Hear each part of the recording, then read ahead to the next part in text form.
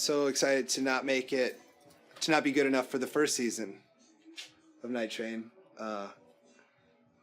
Glad I made it for the second though. Wait, is that this? No, this is the first season. Yeah. So there's many people were better than me last year. But I'm like number 111, so that's pretty exciting. Ladies and gentlemen, welcome to Night Train! On tonight's show we have Alzo Slade, Claudia Cogan, Gray Brooks Whelan. I'm your DJ Don Will. And now for your host, Wyatt Cenac.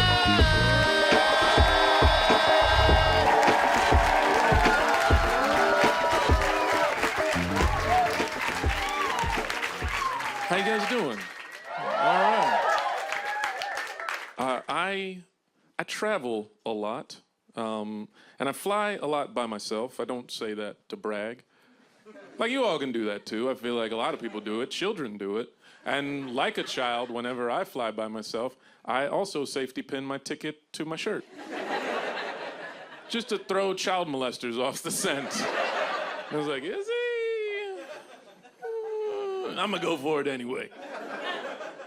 I always have a lot of respect for the people who pretend that they don't understand English so that they can jump the line. Like those people when it's like they start bored and they're just like, and the gate agent's like, no, it's not you. And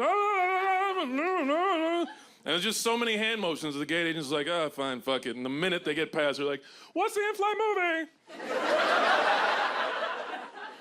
But that's all I care about is boarding early. The only other way to board early is like have a baby, and I'm not willing to do that. Like I'd maybe have a baby just to board a flight early, and then when I got where I was going, I would leave the baby on the airplane just to be raised by the sky. Like, well, nice working with you, Lando. Other way to board early is fly first class, which that's expensive. Every now and again, though, I've gotten to fly first class, and it changes you flying first class. Like I've noticed I get elitist real fast.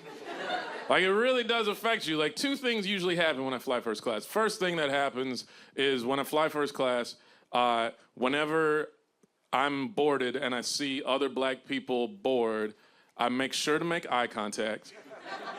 And I look at them and I'm like, brother, sister, I'm doing this for us. This is for all of us, all right? Take a picture, show your children how we can live. What you want? You want a pillow? You want a blanket? You want something? Look, hey, I'm gonna send some cookies back to you. Cause I know what it's like back there. All right, I came from the fuselage seats. And I'ma always be from the seats, baby. Like, it's weird how much it affects me. Like, it really does. I racially profiled somebody when I was on a plane. And it was weird. I'd never done that before. But, like, something just hit where I was just like, oh, I felt weird and uncomfortable. And I called the flight attendant over, and I was just like she was like, what's wrong? And I was like, there was a man who got on the plane, and I don't feel comfortable with him on the plane. And she was like, which man? And I said, the one, he's got the head covering. And she was like, what are you talking about? And I was like, the guy in the Trump hat, the Make America Great hat. I don't feel particularly safe right now. How do I know he's not gonna hijack the plane, make us all listen to Lee Greenwood, lecture us about how all lives matter, and then fly me to Mexico and kick all the brown people out? She was like, I'll take care of it. And so she kicked me out of first class. And as she closed the curtain, she was like, it's Trump's America now, nigger. It's a very weird time in this country. It's a very uncomfortable time for a lot of people in this country. Very uncomfortable time for minorities, very uncomfortable time for women, very uncomfortable time for Muslims. It's a very uncomfortable time for white guys who like wearing red hats.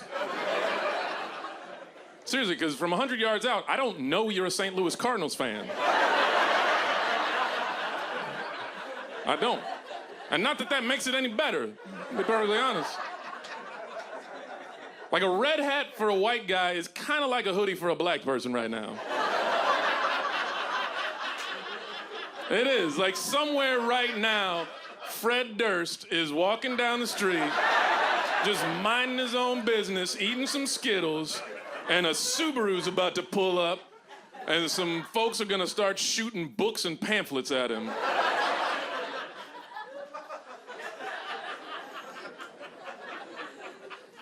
True, like it's a scary time. Like, I feel like white parents are gonna have to start giving their children the same talk that black parents give to their kids, where they're just like, look, if you get stopped on the street, I want you to make eye contact, you look them right in the eyes, and you be respectful, and you say, Black Lives Matter, her body, her choice, no ban, no wall, no to DAPL pipeline. You say it all, you say it all.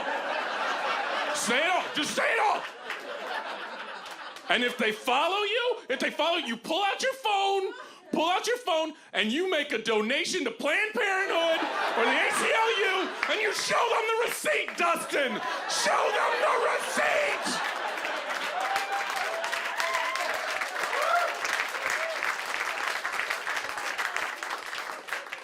Worked.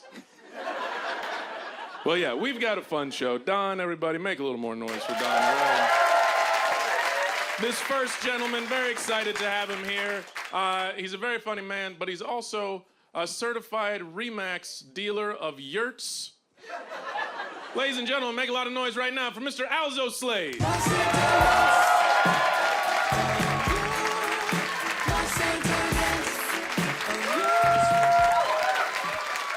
What's up, good people? What's happening? Man, it is always a pleasure to do this show, man, because this show has a lot of, like, smart, intelligent, progressive, free-thinking, liberal abolitionists. And I appreciate you guys for that. You know what I'm saying? I know a lot of you guys don't see color. I'm black, ladies and gentlemen. And I just need to say that. I need you to know that, because if you don't, my jokes will not be funny.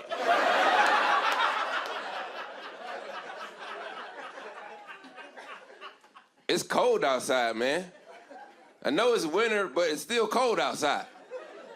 Like, you can tell from my accent, I'm not from here, I'm from the dirty South.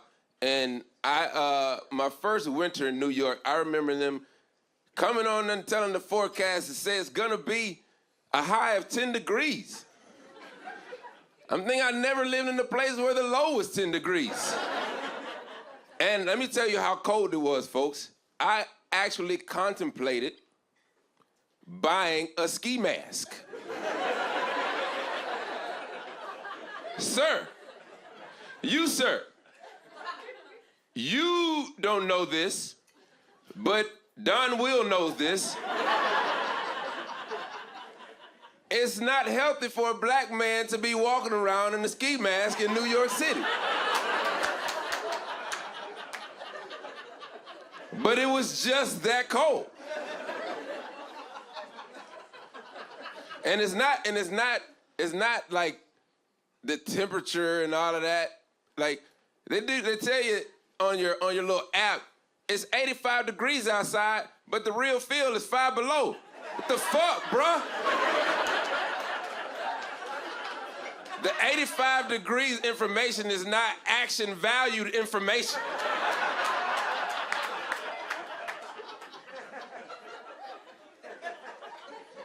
Because when I turn the corner and that wind hits me, oh. Okay, usually when I do that, I don't hit my head as hard. That shit hurt just now. I just want you to know that we can't cover that, like, insurance-wise. So And whatever Obama- happened to you just happened to you. You're all witnesses. Just clearing that up. That's all right, because I'm gonna take advantage of this Obamacare for the last 3 seconds that is available.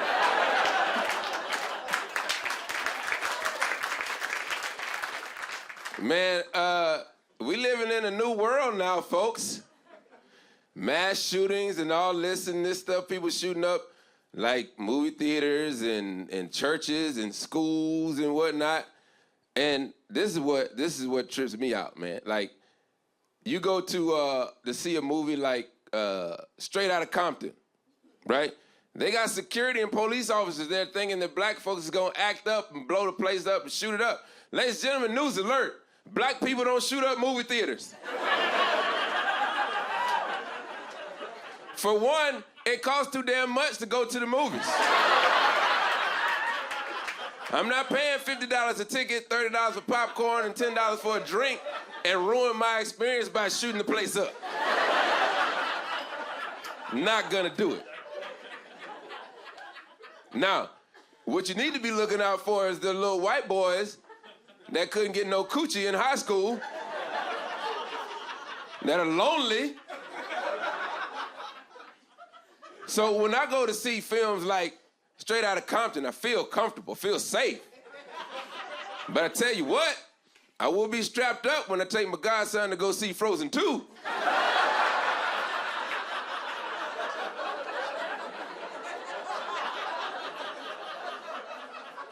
It's crazy, man. Anybody here own guns? Good answer. See, I'm from the South. Like, my father bought me a shotgun, when I was like 8 years old, but he wouldn't let me shoot nothing because I didn't know how to cook it and clean and eat and all that stuff, right? So it's just like, just go get that milk jug and put it on the tree stump and shoot it. But like, I don't mind people owning guns, but they always want to cite the Second Amendment.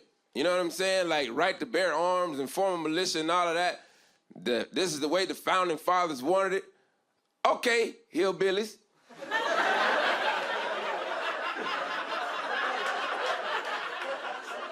Meet me halfway on this, sir. How about the only gun that you can use, since you love the founding fathers, is the gun that they were using when they wrote the Second Amendment?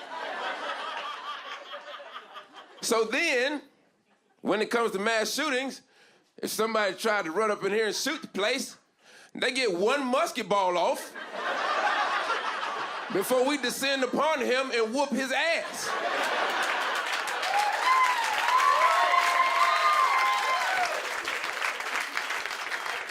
We call that a mass ass whooping. That's what we call that. Tell you, man, Don Will, what's up, bruh? What's up, man? Hey, man, it's 21st century, bruh. Being black ain't the same no more, dog. I see a few ink spots in this milk bowl that can relate to that.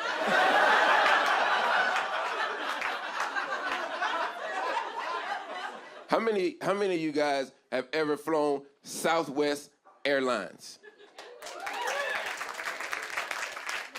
Y'all clapping with pride. That shit is raggedy. There's only one airline that's worse than Southwest. What is it? Spirits.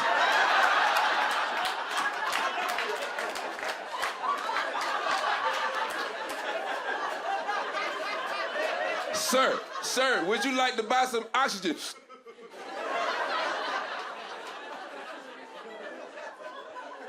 Sometimes I'm afraid to bring Spirit up in my comedy set because they're going to sue me for copyright infringement or something. But Southwest has some redeeming qualities, right? It's cheap, right? You if you want to fly from here to Chicago, right? It's only going to cost you like $22.36 or something like that. But you got to fly through LA, Liverpool, Tallahassee, Florida. It's going to take you 3.5 days to get there. That shit is like the G train with wings.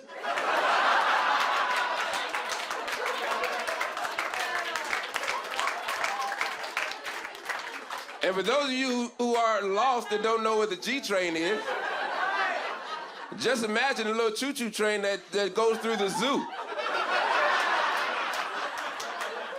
It never comes, and when it does, it just takes you 5 feet to see the lions, and you're like, I was just over here.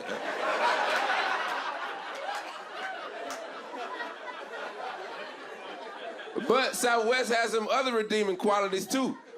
It's first come, first serve, right? You choose your own seat. Yo, what's your name, bro? Brian. Brian, what's your name? Tony. Brian and Tony. See, listen, I have certain visual qualities about me that Brian and Tony don't have. That will allow me to reserve my own role on Southwest. When you go to Bed Bath & Beyond and you want to buy a picture frame, it's Brian and Tony you're going to see in the picture frame. You're not going to see me in the picture frame. But for those same reasons, I get to choose my own role. I'm going to walk you through this script that I've written, right?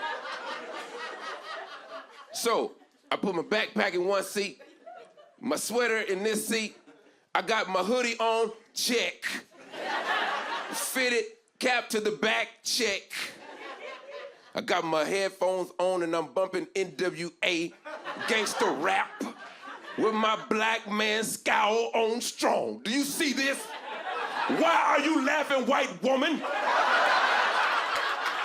You're supposed to fear this. You see what I'm talking about? This shit don't even work no more. You see what I'm saying?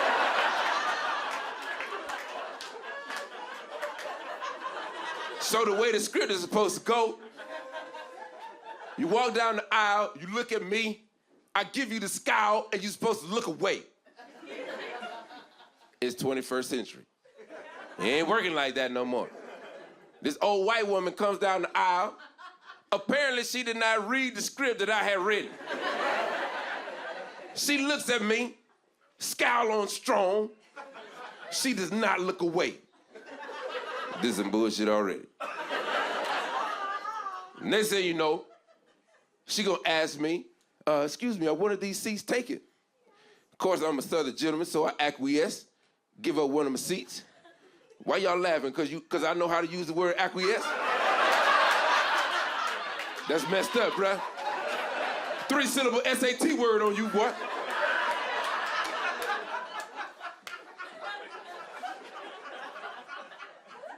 I give her one of my seats, and if that's not enough, she gonna ask me to help her put her bag in the overhead compartment. Now, help implies a mutual effort, so we're supposed to be doing this together. But no, she gonna sit down and start knitting some yarn. So then I'm angry, right? So I make a point that I'm angry. I'm gonna put this bag up. I'm bumping her shoulder, and I hit her shoulder. She drops the yarn on the floor. Oh no.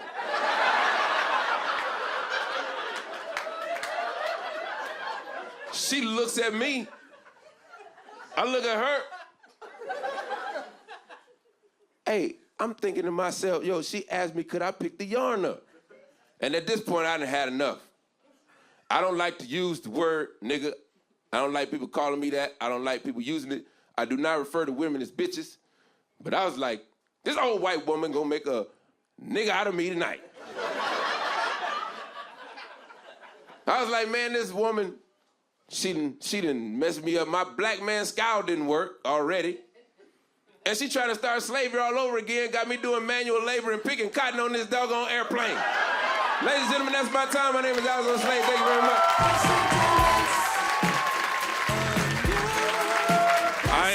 I just want to take a moment. I just want to take a moment to shout out one of our newest sponsors, Spirit Airlines. We look forward to doing more business with you, assuming that the reps are still here.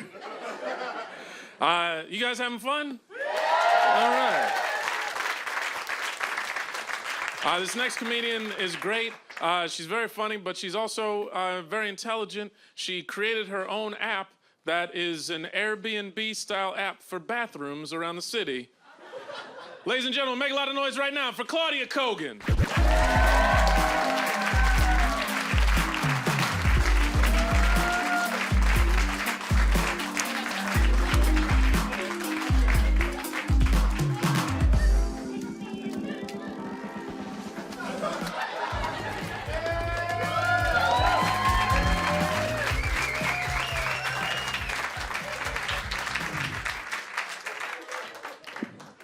Hi.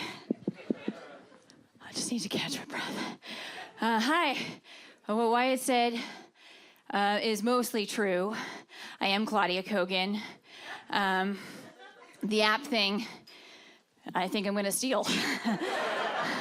Thank you, Wyatt. It is so good to be here, especially because there are places where I do shows where I get introduced this way by a male MC. It's something along the lines of like, all right, you guys, coming to the stage, something we don't usually see around here.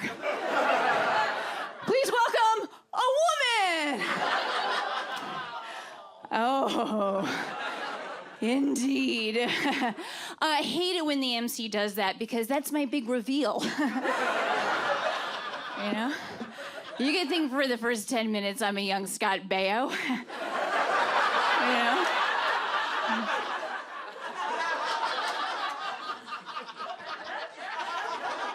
You know?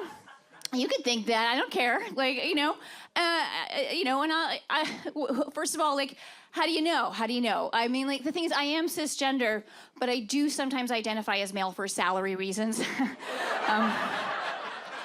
know, gotta take it where you can get it. Thank you. Love this lady. Love her. A lot of people have a least favorite holiday. Mine is New Year's Eve because I'm always afraid that the new year will become the last year I ever have sex. But then I reassure myself, I'm like, it'll still be 2011. Yeah. So a friend of mine was very pointedly like trying to help me. She's like, Claudia, your self-esteem sucks. And I was like, I'm sorry.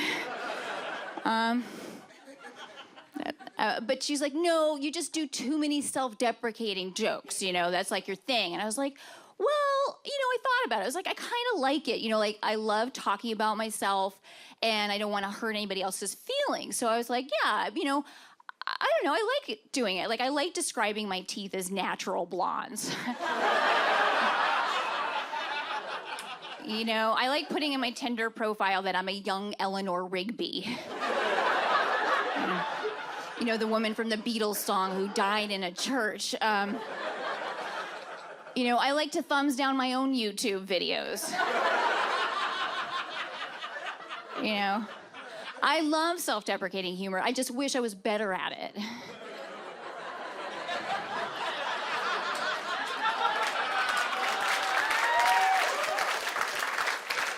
Yeah. I'm not a political comedian because for about 8 years I didn't have to be one. It's also new. You know, not having to like crystallize like the horror, but and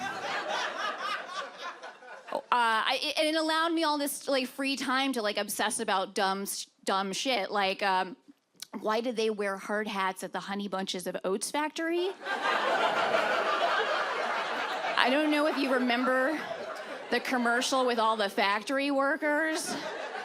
Like, it really blew my mind. I was like, they're making cereal. Like, I've never thought of this as dangerous.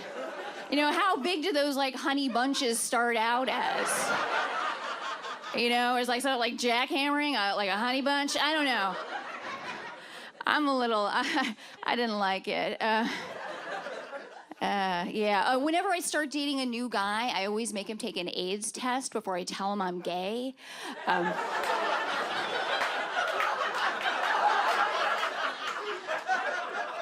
I am a lesbian. Sorry, guys. And more importantly, sorry, ladies. Thank you. I guess like when I feel silly coming out because I feel like most people can read the signs or we dated.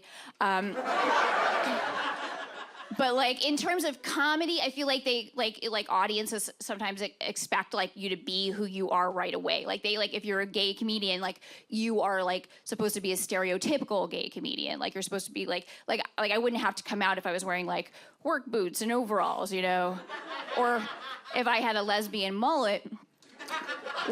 which by our definition is a nonprofit job in the front, women's music festival in the back.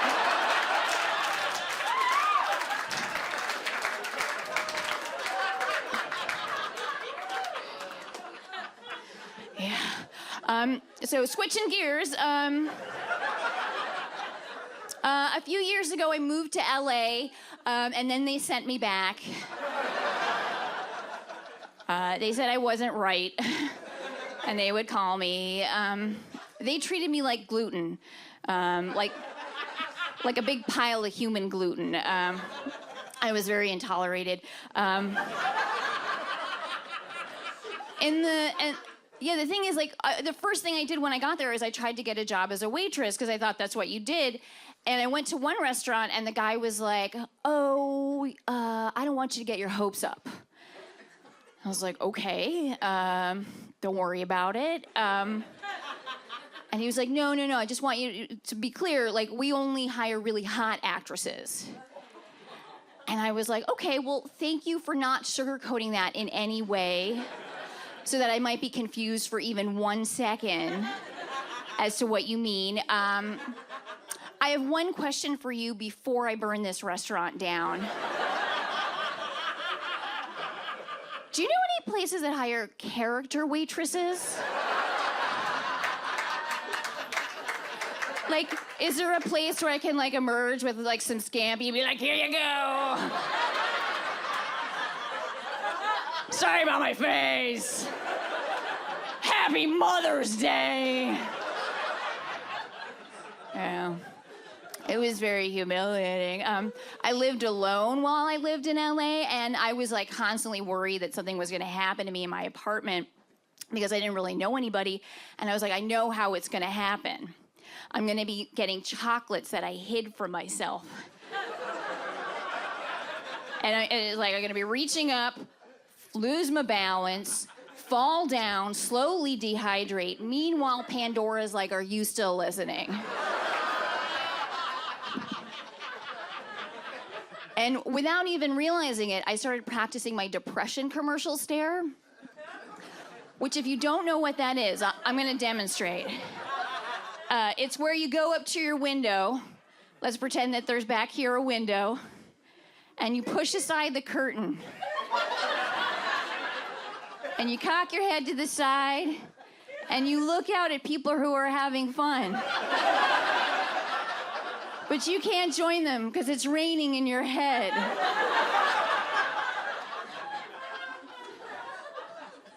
Yeah, that's when I was like, I think I gotta move back home. And I did. I had to move back home, and I did that. Thank you. I moved back in with my mom, who's from New York City. I'm from New York City. Hey. The thing is, so I moved back in with her, and it was like a recreation of, like, my teenage years, because, like, I didn't know what she was doing. I don't know, like, just by being nice to me, she was basically ruining my life, you know? And, like, she wanted to talk to me all day, and I just wanted to hide in my room. And she would do this. She'd, like, knock on my door all day. It'd be like, knock, knock, knock. What is it? I know you hate eggs. I made you some eggs.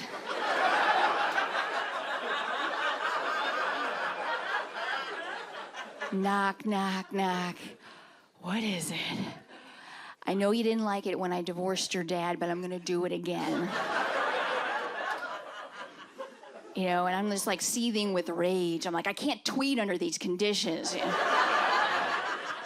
You know, and, like, she tried to help me get a job. So she's like, here, would you call my friend Kathy? Kathy knows some people. And so she slips me a piece of paper. And my mom is very old school, so she doesn't use area codes. So I didn't know what it was at first. I didn't recognize it. It was just 7 numbers. I was like, Mom, this looks like a calorie range at Chipotle. It took us forever to work out, you know? Anyway, I'm gonna leave you guys on this. A couple years ago, my dad died, which is weird because we told him not to. So after he died, I had a bunch of his stuff that I wanted to hold on to. and I wanted to put it in storage, but I couldn't find the keys to my storage unit. And I found out it was going to cost me $300 to like hire a locksmith, get back in. So I was like, shit, I gotta find the keys. So I'm looking and I'm looking, can't find the keys, and days go by. Finally, I get so desperate. I'm like, Dad, if you can hear me, help me find the keys. And then the next day I found them. And I was like, shit, I wasted my dead dad wish. Thank you guys.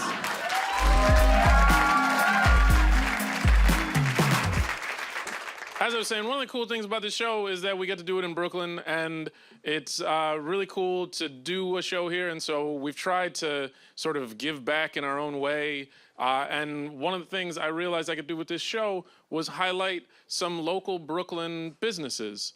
And this next gentleman, he started his own food truck called Hoogerwerf's Bratwurst. And I wanted to bring him out to just talk a little bit and give him a little attention for the work he's doing, and, you know, maybe help his business out. So, ladies and gentlemen, make a lot of noise right now for Squeaky from Hoogerwerf's Bratwurst.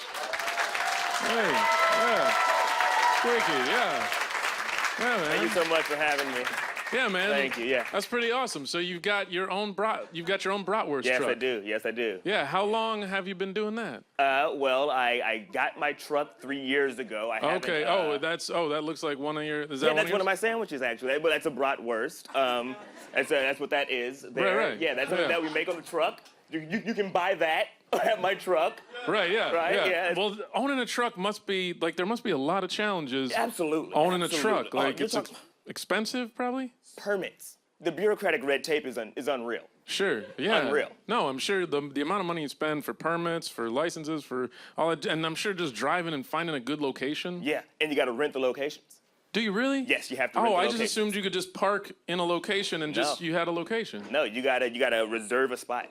Yeah, wow. That's really expensive. And That's when innovation comes in. Oh, okay. All right. Absolutely. Right? Sure. Innovation. Yeah. Sure, yeah. Uh-huh. You gotta think outside the box. Yeah, do we have any adventurous food people in the building? Okay. All right, cool. So maybe you guys are knowledgeable about how a lot of folks recently have turned to squab, or what we would call city birds, pigeons, right? Sure. Right? Yeah. That's what we would call them. Yeah. Well, yeah, squab, sure, yeah. well, what I've done is taken that one step further. Okay. Yeah. So what I'm talking about, look, check this out. This is for you. That's for you. I don't think I want a piece of meat from your pocket. That's for you. Don't take That's meat for from you. his You pocket. can hold it, just pass it around. No. Pass it around. Check it out.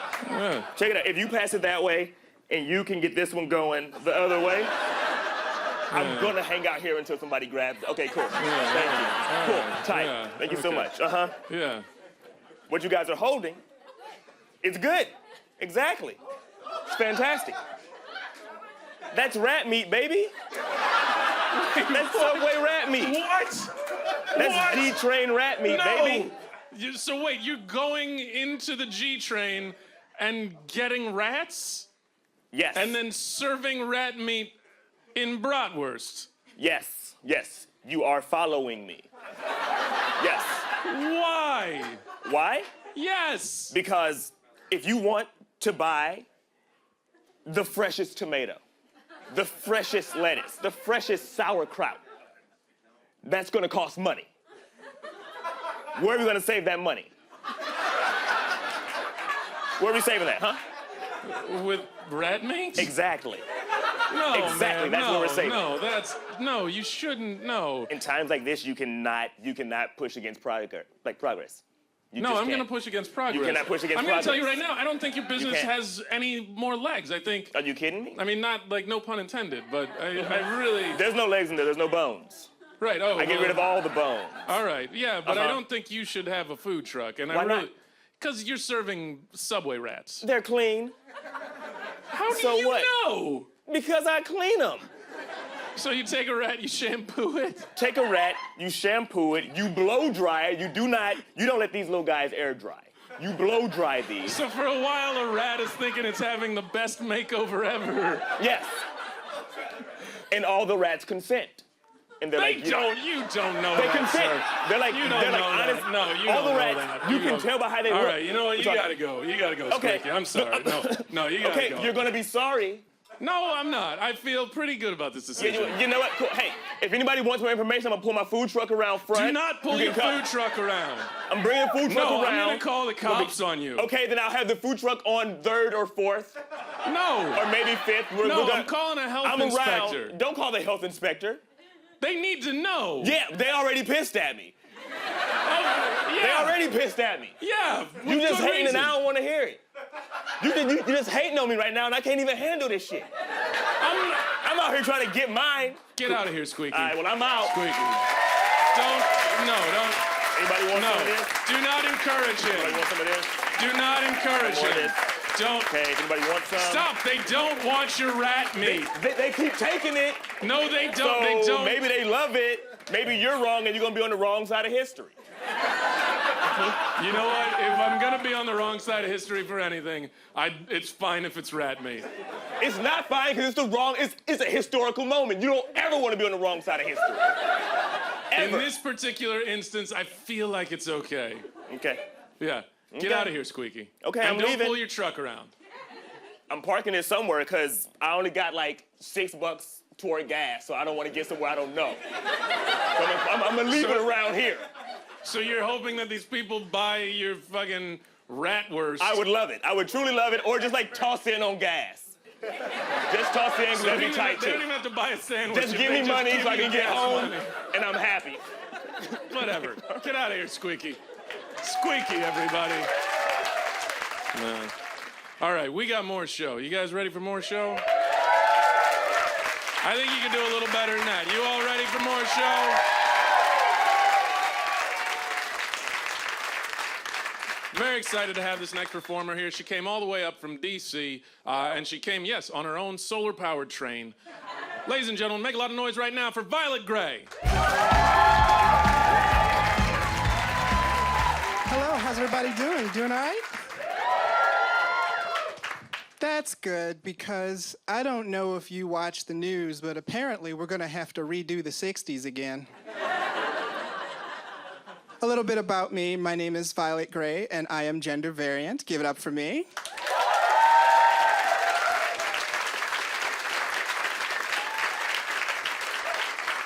It took me a long time to figure out who I am, but along the way, I had a lot of fun with it. I was at a club one time, and this guy came up to me, and he's just like wearing a beer gut and booty shorts, ladies. And he comes up to me, and he's like, "Hi, my name is Joe. I'm into water sports. What are you into?"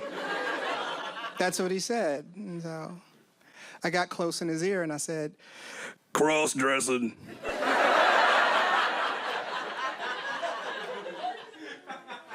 And then he got all mad at me like I was the weirdo. But he told me he was into water sports. Does anybody here know what that means? A couple people know what that means. And for those of you without an internet connection, water sports is slang for a urine fetish. Right. But I'm the weirdo. He was like, "What? You're a tranny? That's disgusting. I'm gonna go pee on somebody else."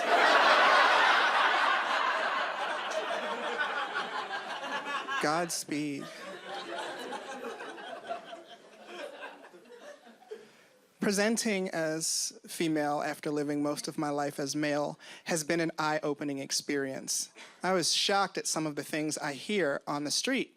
Like, I was walking down the street one time, and this guy is loading something onto a truck, and as I walk by, he says, "Damn, shorty, I want to spread your legs like pages and read between the lines with my tongue like a novel." So I'm dating now, and no, he was like, "I want to spread your legs like pages and read between the lines with my tongue like a novel." And I was like, I don't know if this is literature you'd be interested in.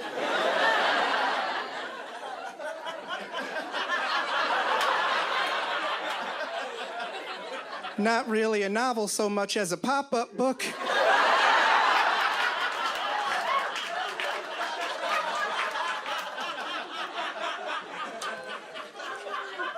That's true. But being a young black man in Baltimore was not without its challenges. I used to get profiled a lot, despite the fact that I was a grown man wearing anime t-shirts. Like, one time I was standing at the bus stop because that's really the best place to catch it. And it's true, you can look that up. And these two cops come up and they were like, "We need to search you because you fit a description." Somebody had robbed the gas station on the corner of York and Cold Spring, and they were looking specifically for a black man with legs. And just by coincidence, I happened to have my legs on at the time. It was like the same color and everything. And so they're like, "We need to search your bag," because they're looking for something incriminating, like a gun or a ski mask or like a Steelers jersey. Something that says awful human being, right? So they're looking for a gun or a ski mask. What they found was the Dungeons & Dragons Player's Handbook, Monster Manual, and Dungeon Master's Guide. No bullshit. The cop slowly zips the bag back up, turns to his partner and goes, "Yeah, it wasn't his ass."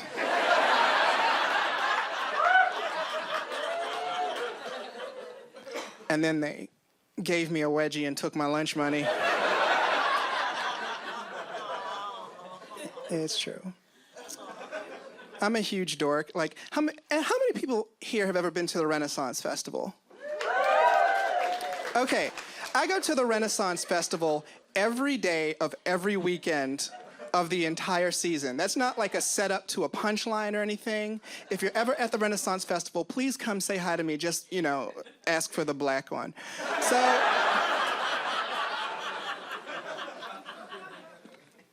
I go to the Renaissance fair in costume, and I had this guy come up to me, and he was like dressed like a Scottish warrior. He had like the kilt and the claymore, and he comes up to me and he's like, "Hello, my name's Angus. I'm from the MacGregor clan. What clan are you from?"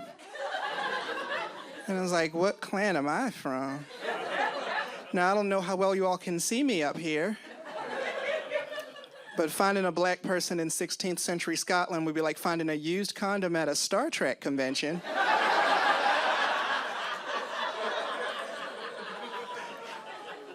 So I said the only thing that made sense. I was like, "I'm from the Wu-Tang Clan." Old nerdy bastard.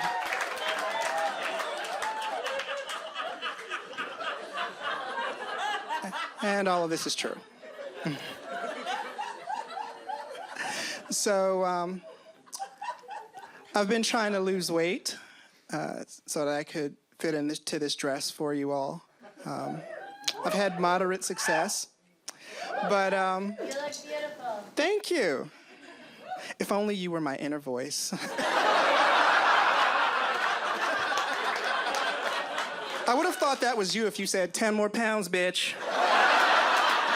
Like, inner voice, is that you in the audience? But I've been reading a lot of books on nutrition and stuff and trying to be more cognizant of what goes into my body. Here's something that none of you wanted to know. If you've ever had artificial raspberry or vanilla flavoring, the active ingredient in that is called castoreum, and that can be found in the rectal secretions of a beaver's anus. Now, I have two questions. First question, what led to the discovery that beaver butt juice tastes good? My second question is, how are beavers not extinct? How does a species survive with no natural defenses and an ass that tastes like dessert?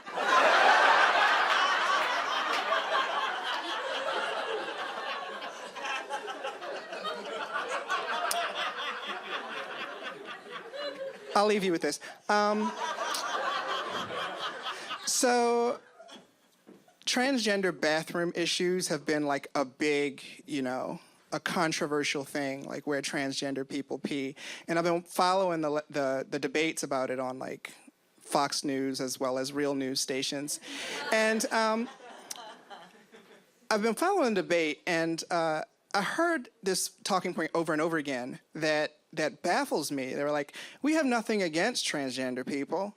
We're just afraid that if this legislation passes, that will allow rapists access to women in our public restrooms. And that blew my mind, because I had no idea that up until this point, the female symbol on the women's restroom was the only thing stopping that. Like every time a woman goes to a public restroom, a rapist is like, God damn! I was gonna get her, but I'm not going in there because that's against the law. I wouldn't want to do anything illegal while I'm raping. All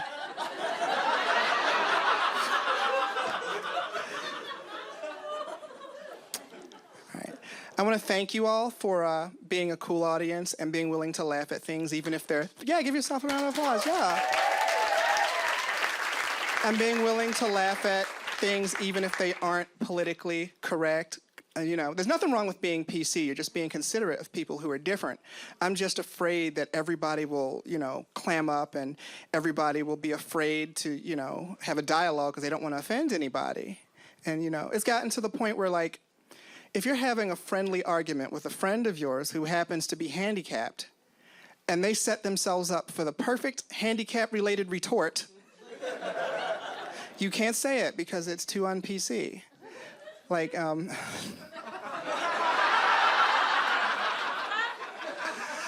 okay, I had a girl wearing an eye patch tell me she never wanted to see me again. Now,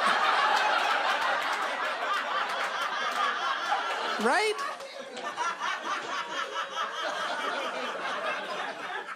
I never want to see you again. That is my time. Thank you all very much. All right, we got one more comedian left. You got one more in you?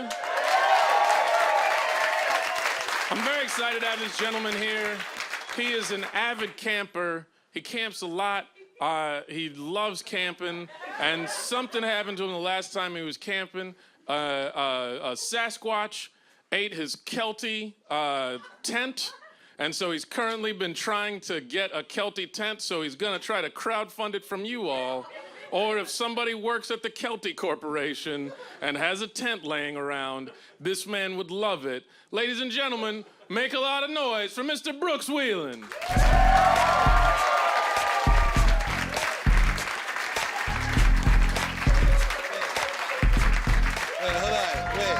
Wait, you have to stay for a second. Me and Wyatt were literally just talking. I was gonna do something with the rug, but I had a plan. Really? I just thought you always carry that rug for protection. No, I was gonna riff with it, but Wyatt and I were literally just talking about how I've been trying to pimp out my Instagram for a free Kelty tent.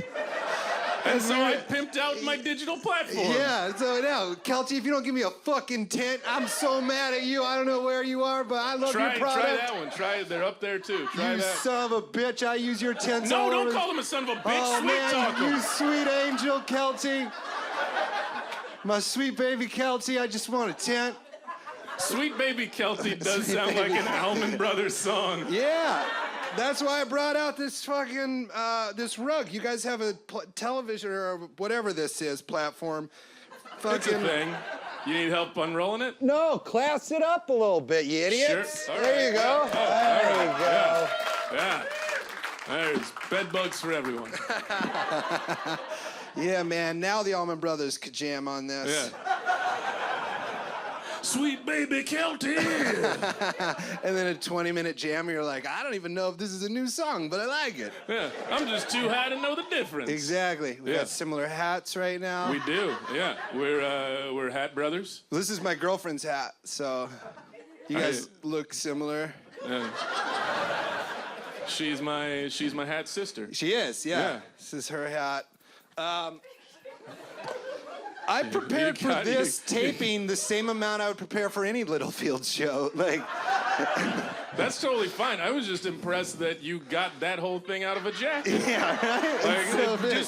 I'm surprised the rug didn't come out of the jacket too. Like it's just like a giant pocket to another dimension. Yeah, I got really into Harry Potter, and Yeah, I've been the touching- mustard sorting hat shows Yeah. you too. Yeah, I've been We're touch- both in the mustard I've been- house. that'd be Hufflepuff, gang. Wow, you really did get into it. I know, I did. I remember, this is true. I remember I was like Harry Potter's age when they announced they were gonna make the movies, but I lived in Iowa. But I was so confident I would get to play Harry Potter in the movies. Like, I was just like, they'll find me. They will. They'll cast a wide enough net. Brooks Whelan, everybody. Make right. some noise for Brooks Whelan. Man, thank you. I'm gonna do this. That was most of my time. But I love Wyatt, and I love Marianne, and I love this show. It's my favorite show in America. And I'm being honest. There's one in Brazil that gets it a little better, but other than that, it's Night Train, baby. You guys really classing it up. I also want to do this set so you can't cut around it, so I'm slowly going to take off different things. It's the thing you have to worry about as a stand-up comedian. Sometimes they cut your jokes, and you're like, it wasn't supposed to be there. I don't think so.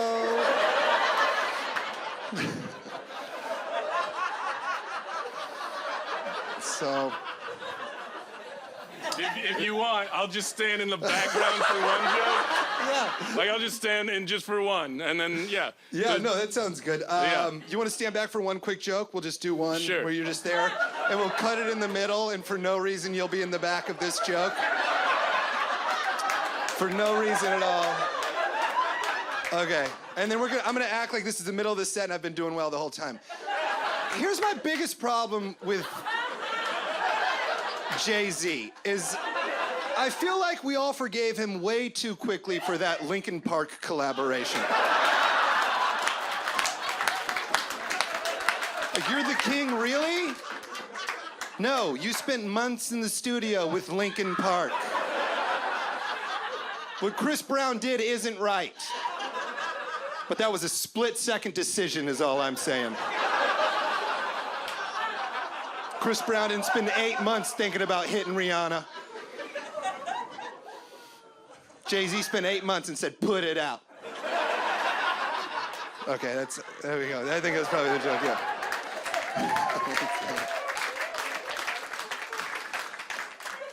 I mean, we could cut that joke earlier, too. Before I get to the hidden women part. I used to live in New York.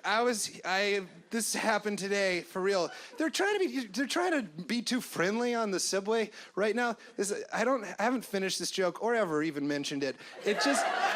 They said over the MTA, they're like, F train coming up or whatever. That's not how they say it. It's more professional and blurry.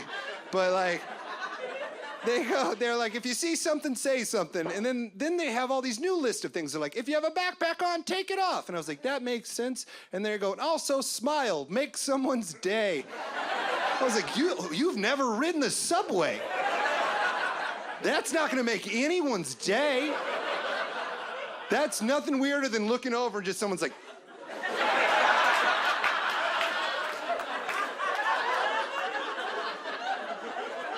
that's worse than like looking over and someone being like, I don't get it! Like, that's more comforting. To see somebody being like, ah! Like that, I would rather look over and see that than just. You're not making anyone's day when you smile at them in the subway. Your job is just to look desolate and then get off.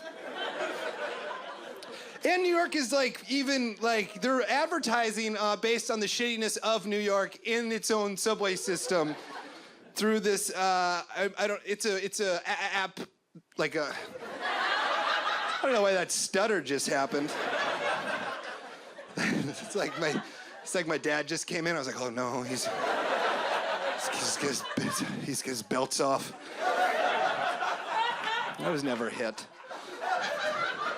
That would have taken a lot of this confidence away.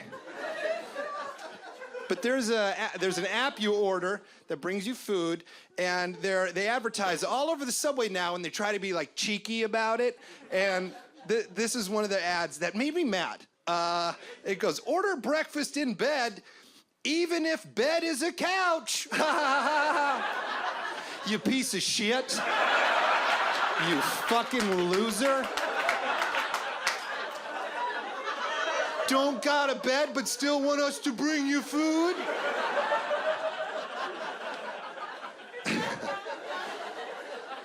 Get a bed first. Then pay delivery fees later. You're just really coming at us. It was just like, you're a piece of shit and you know it, don't you? Yeah, that Chinese food's 100 yards away, huh?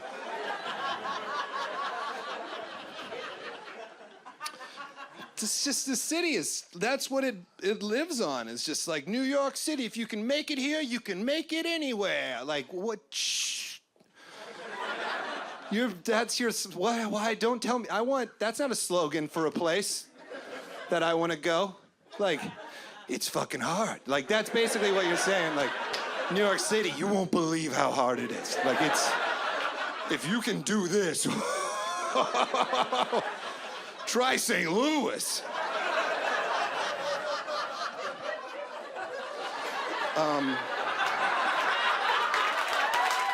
And it's just like, I want to go to a city whose slogan is like, we got pillows, you know? Like,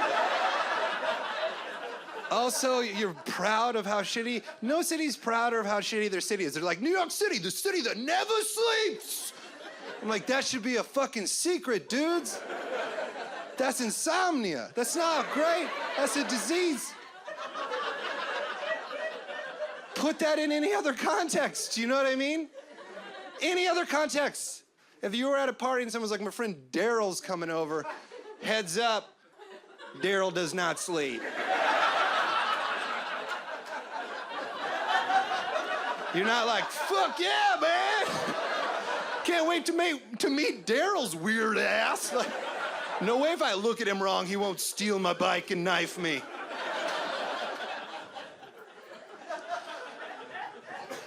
Such a rough city to live in. I left it. I left. It's too hard. I moved to LA. LA's not great either, though. Nowhere's great. Life is just picking where you want to fail. Like, that's all it is. Where do you want to question it all? Pick a city.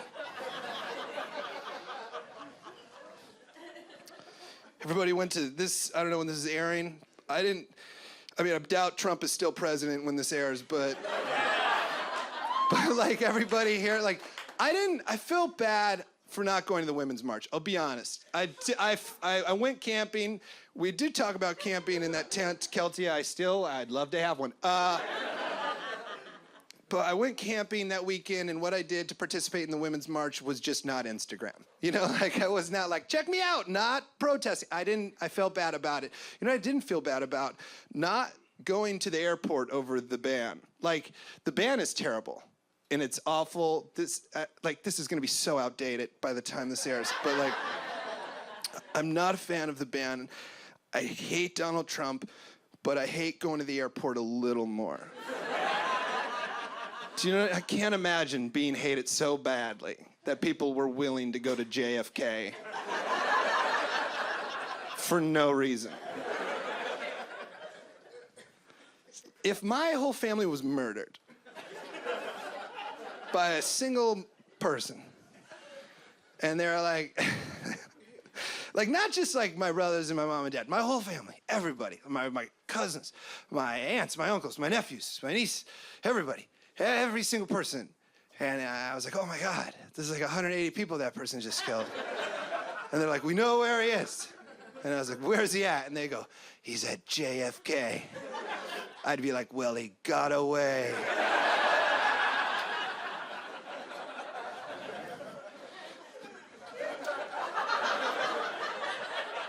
It was the one place I wouldn't go. I don't know. I'm sure, yes, that time went very quickly. Really didn't do, haven't gotten to a joke I wrote down yet. The first note I have is riff.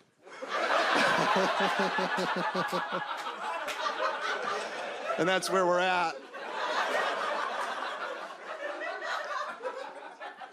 So I guess we'll do this Red Lobster bit and get the fuck out of here. Because I promised Marianne I wouldn't go over, because she's a wonderful producer, and I go over every time I'm here. Well, I just saw that was back there.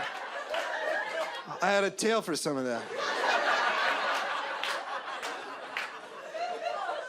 The weird part is this is the least drunk I've been on stage in a long time. Trying to repair an image, baby.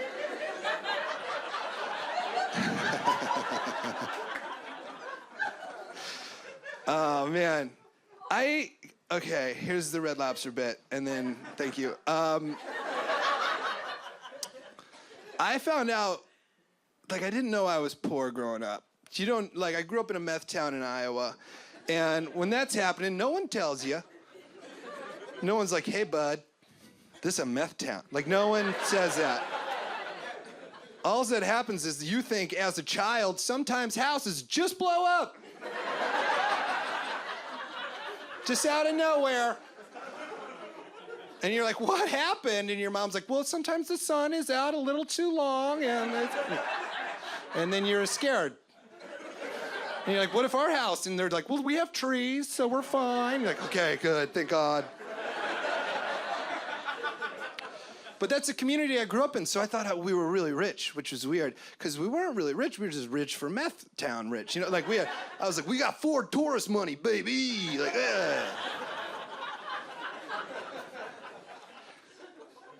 But we weren't rich. You find out how poor you grew up with how late in life you discover Red Lobster is not a fancy restaurant. Not necessarily a fancy restaurant, but the fanciest restaurant in the world. I thought you couldn't top it. I literally was like, that's it. But it's not. Some people aren't laughing because you're like, the fuck is he saying up there? We had our Valentine's dinner at Red Lobster, you son of a bitch. I'm out of things to take off. Oh, untie that guy. There we go. I can't take these shoes off. They're too tight. Okay, there we go. I was 28 when I found out about Red Lobster. I was 28. It's a great restaurant.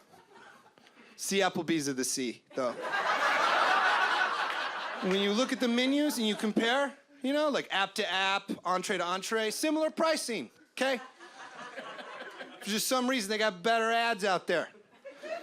Confusing you. I was 28. I was in Times Square. Have you ever just gone to Times Square to be a dickhead? Have you ever done that with your friends? No? You've never been like, let's just go be dickheads. And you go to Times Square and do dumb shit. You're like, what are we, tourists? And you go to the M&M store, you're like, why are they different colors? They're the same. You're like... I was with my friends, and we came out of the M&M store, and we're like having fun, and they're like, oh, dudes, we should go to Red Lobster. And I was like, okay, yeah, all right. We wish.